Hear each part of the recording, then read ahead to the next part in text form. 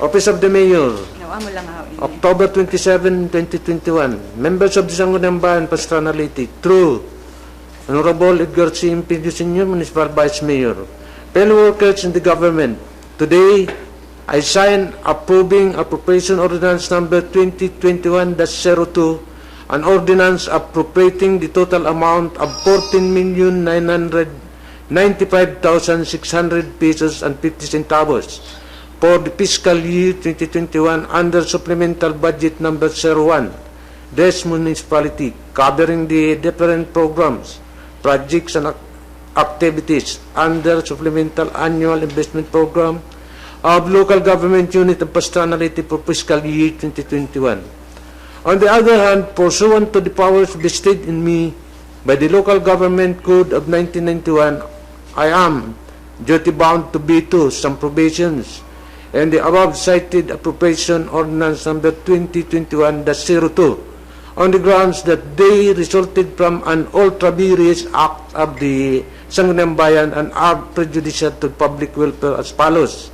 Item subject of the veto, Section 5. Augmentation from one account to another in the same expense class are hereby authorized, provided that details of such augmentation shall be submitted to the Sangguniang Bayan for its review and approval. Reason for the veto.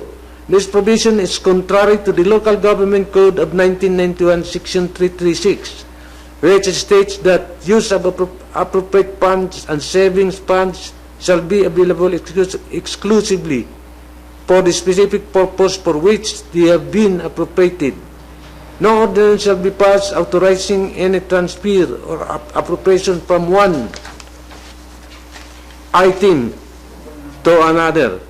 However, the local chief executive or the presiding officer of the Sangguniang concerned may, by ordinance, be authorized to augment any item in the approved annual budget for the respective offices from savings and the other items within the same expense class of their respective appropriations. Furthermore, I recommend that the numbering of the provisions of appropriation ordinance number 2021-02 be corrected accordingly, since there were mistakes in the numbering. In view of the foregoing with the passage of supplemental budget number 01 for fiscal year 2021 of the municipality of Pastrana under appropriation ordinance number 2021-02, we will be providing better basic services for our constituents. Accordingly, I am returning the approved appropriation ordinance number 2021-02 together with my partial veto to Sangguniang Bayan for your immediate and appropriate action. Respectfully yours, Honorable Marites Cayaco Marcos, Municipal Mayor. Copy for list, Sangguniang Panlalawigan, Provincial Capital Office, Office of the Regional Director, DILG, Office of the Provincial Director, the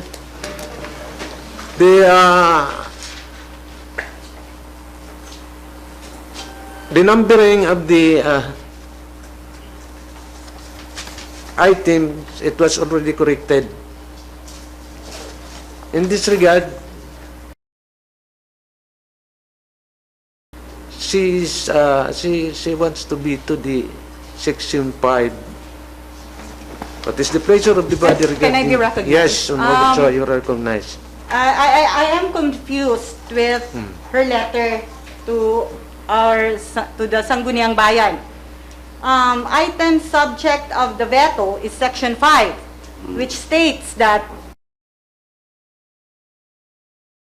augmentations from one account to another in the same expense class are hereby authorized, provided that details of such augmentations shall be submitted to the Sangguniang Bayan for its review and approval. So, amoy niyan, Section 5, hanaton appropriation ordinance number 2021-02. And here, reason for veto. This provision is contrary to the Local Government Code of 1991, Section 336, which states that use of appropriate funds and savings. Funds shall be available exclusively for the specific purpose for which they have been appropriated. No ordinance shall be passed authorizing any transfer of appropriation From one item to another. from one item To another. to another. However, the local chief executive or the presiding officer of the sanggunian concerned may by ordinance be authorized to augment any item in the approved annual budget for their respective offices from savings in other items within the same expense class of their respective appropriations. So, ginveto niya tungod kay Ultra Vires Act. Ultra Vires Act, may duduha, it's one contrary to law. Ani ikaduha na bagahin we perform beyond our powers. So, contrary to law, talaga, automatic it's null and void. And beyond our powers, pwede gihap ito, bagahin may or may not, kung makuha ng legal authority, magiging valid. So, kay ano niya, ginsiring nga ultra vires. Ini nga section 5. Whereas, diri man ini contrary to the Local Government Code of 1991. Kay ini augmentation. It is clear. It's not transfer of appropriation. Naghatag na kita ang authority through an ordinance. Ini nga ordinance, an augmentation. However, the local chief executive or the presiding officer of the sangguniang concerned may, by ordinance. So, may dala kita ordinance. Be authorized to augment any item in the approved annual budget for their respective offices from savings in other items within the same expense class of the respective appropriation. So, ano ang problema didi? Ano ang issue?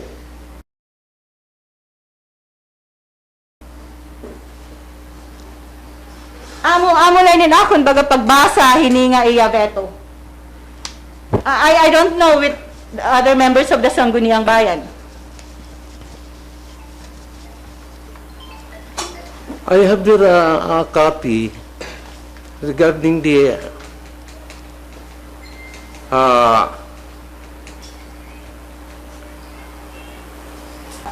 Party problema hito gihapon. Augmentation man lang. It's by an ordinance. Amen.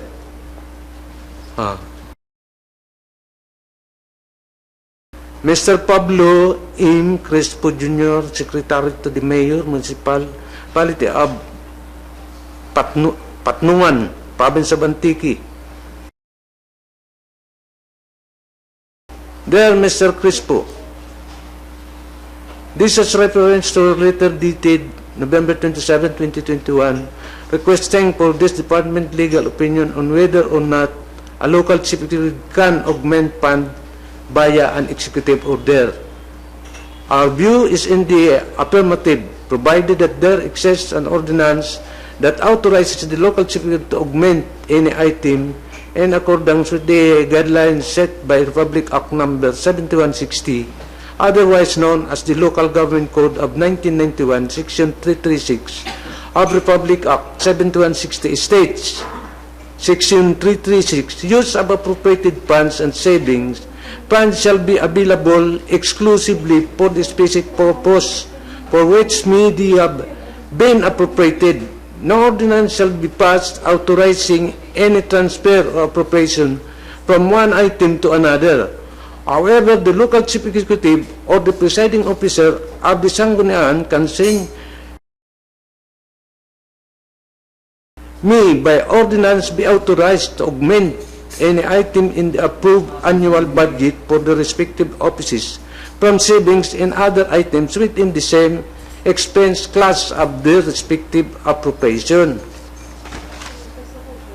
This is from Eduardo and a new secretary. Can Can I meeting? Yeah. So here with the budget officer, here niya nag-augment and ang aton budget officer nga nag-explain na aton nga may ma-funds nga gin-augment. Yeah. And that's why nag-aada kita ng appropriation ordinance. Kay para to support and to approve an era supplemental budget. Kay ano, gin-veto. Kay ano nag-veto nga tigang maniniha era. Honorable Chair. Yes, you're Honorable recognized. Di na naton previous session, ana kaning nga ni President Abdo naton budget officer Ma'am Nanet. Iya man nga ni adto gihapon request na kinahanglan Mag-augment. mag-augment. Hito nga iya nga nito ginpa specify nga to kan Honorable Arellano. Finance Committee Chairperson.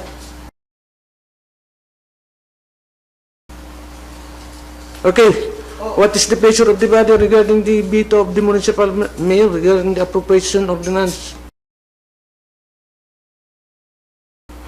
Number 2021-02. Can I Yes. recognize again? Since ginveto ininiya and hikitaliwat, may dakita power ko ana Override. override kaniya veto by 2/3 votes. Yes. I think we have to override this. Kay gingamit na amo na ini nga tanan mga sweldo, ang ginireklamo ni Ranuna nga naka kuanan sweldohan jay aada ini didi.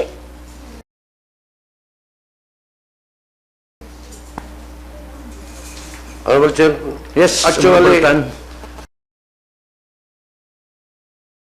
before this was approved, we have already an approved ordinance to support their application. Now, they are already have experiences for that matter, then they will not be told for that matter. So, I am willing to override this. Okay, Honorable Tan. method, Thank you. Honorable Arellano, what is your opinion with this?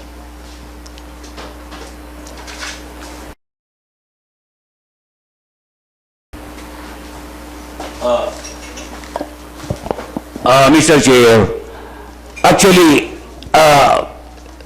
amin na nirakuan na during our MDC, Municipal Development Council, and even the municipal mayor and the barangay chairman encourage, nag-encourage sa akon in order na ma-approve ini nga era annual and in supplemental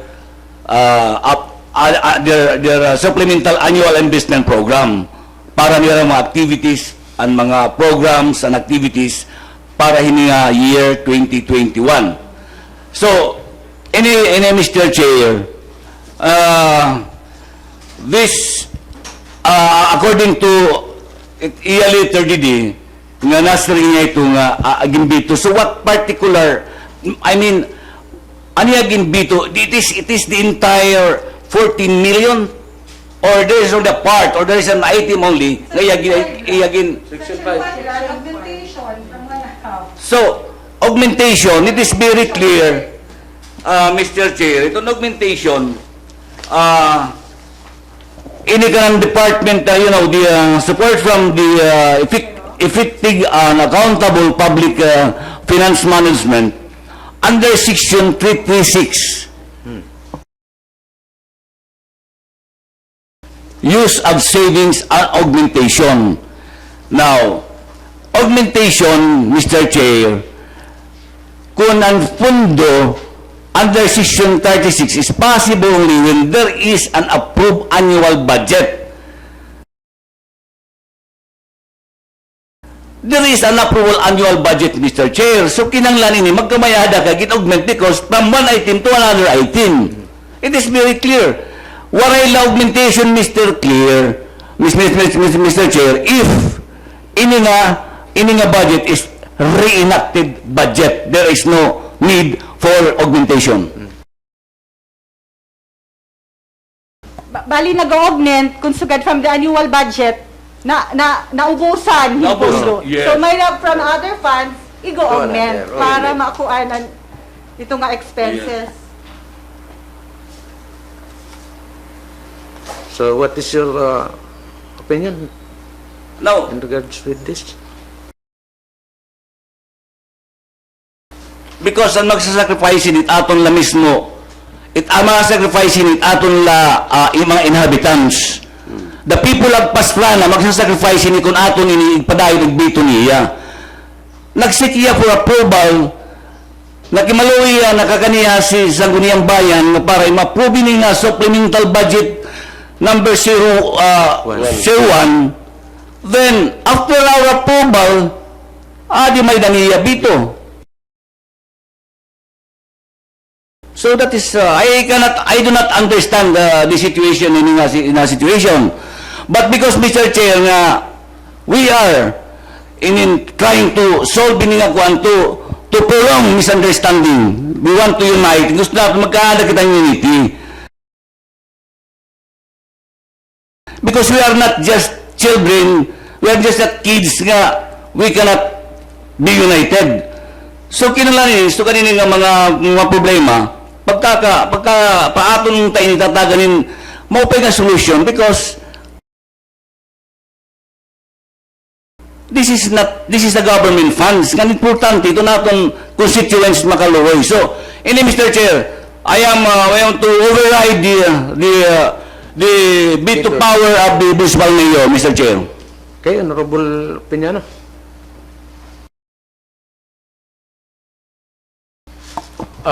Mr. Chair, I agree with Honorable Arellano to override the veto power of the local executive.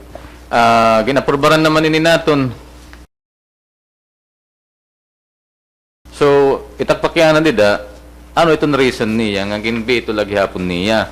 Since nga klaro naman didi, bari man didi pag iba nga supporting documents it aton LCE. So, I think, Mr. Chair, we need to override this. Honorable Tan. Yes, as what I have stated while ago that I'm going to override the also this veto power of the local executive because we are not really understand what is the reason behind he vetoed that section 5. So I'm willing also to veto this power. Override. Honorable Saliente. I strongly agreed to Honorable Arellano. Pa-override. Honorable Tabilla. Honorable Chair, di gihapon ako baga nakakaintindi kung kay ano na nagkamay-ada pa inihin bito. Nga, nagtalinguha kita, nga ma-approvean na 2021 budget, katapos patin aton appropriation ordinance, nag-approve kita, kati ma-part ito na augmentation, idea gihapon to ni Ma'am Nanet, nga ni aton na kinahanglan magkamay-ada kita hini augmentation. So, Honorable Chair, baga wari ko nakikita nga rason na mali siguro din natin SB. So, ma-override ako, Honorable Chair, na veto power. Okay. Honorable Silva. Honorable Bull. Ay takon hini pag override kay ano pa man nga rason kay approve naman ini an aton mga GO nga amo an dako nga issue aton nga waray magpapakasweldo nagpakasweldo naman hira ngan bagan waray na problema ano pa nga magbibito pa ngan ano nga rason bagan di man klaro kung ano aton sayop kini dinhi nga igbibito niya. That's all, Mr. Chair. Override the veto. To override the veto. Honorable Chua. Override because Section 5 is not contrary to law. It is not an ultra vires act. And it is not prejudicial to the public welfare. Honorable Auris.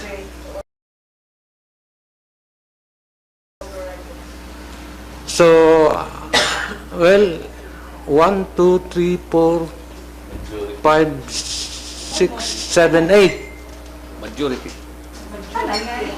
8 of the Praise natin kami. Presence. Nag-override. Praise kita natin sa nag-override. please raise your right hand. Oh, yeah, override. 1, 2, 3, 4, 5, 6, 7, 8, 9. 1, 2, 8. Kay SB So, ABC President kay SB Secretary man. Okay. So, majority will prevail. 8 of the Sangguniang Bayan move to override the veto of our municipal mayor, Honorable Marites Marcos. The veto is override, approved.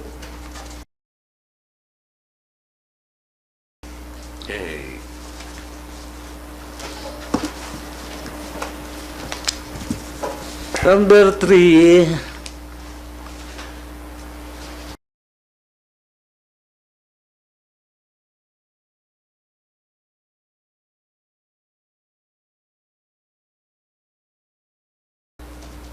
Pwede ako mag-add? Kay nagpakiana ka man, partihan, augmentation. So, i-clarify lagi hap namon. An augmentation, pwede. An aton local chief executive or the presiding officer at Sangguniang Bayan can be authorized to augment funds through or by an ordinance. Pero, ang transfer of appropriation, amo ang diri pwede. So, diri pwede ang transfer of appropriation. Augmentation pwede. We have Ma'am Evelyn. The augmentation man gihapon, so it ako nala in mga ma'am's answer. Mga pagkuha nala, follow up nala.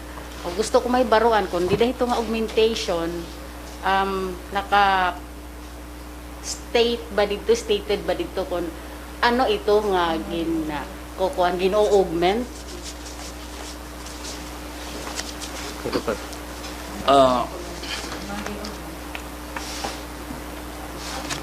I think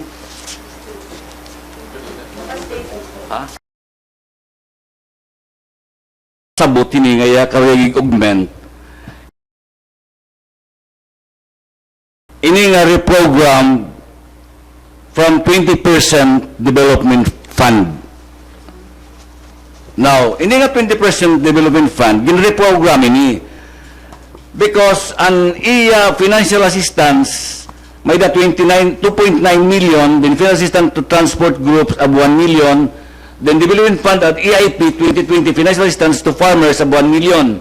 So nagkamay ng 4.9. Kay aniya purpose ini nga may da kami gin hatag nga funding nga 3 million plus ang tinatawag na pon FMR,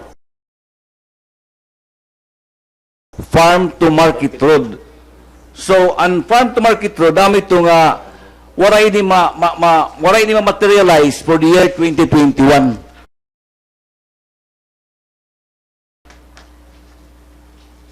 Ini nga Farm to Market Road.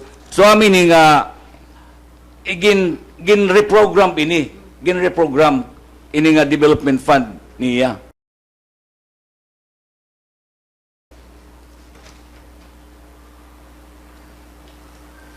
Okay.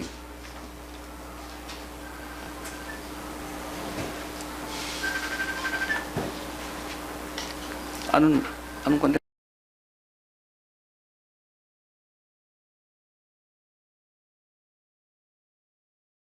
Gusto ko magkamaada kami clarification lano nga iniging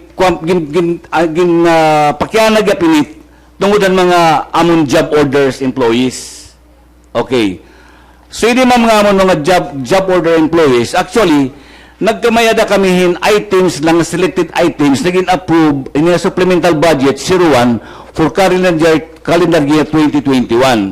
So, nakabuti ng amount nga 6,445,000 anamong ginapprove nga para ang mga GO, anamong job order employees, magkamay aada sweldo. So, ginapprove namon ito didahan September 6. 2021. So nag-come out ini anamon approval ang selected items nag-abutin 6,545,000 pesos tungod nga ang amon budget and other general services intended for the salaryhan kanan GO naabutin 3,625,000. So nagtalingwa kami ang sangguniang bayan, nag-exert kami ng amon effort nga para ini maaprubaran, ini nga budget anay, even ang iba nga mga gin-propose niya nga budget ng mga items, ginan ka ng supplemental, kinuna na anay namon ang mga job order employees, kay magpakaluluoy man ini, waray intalon na si sweldo. But yet,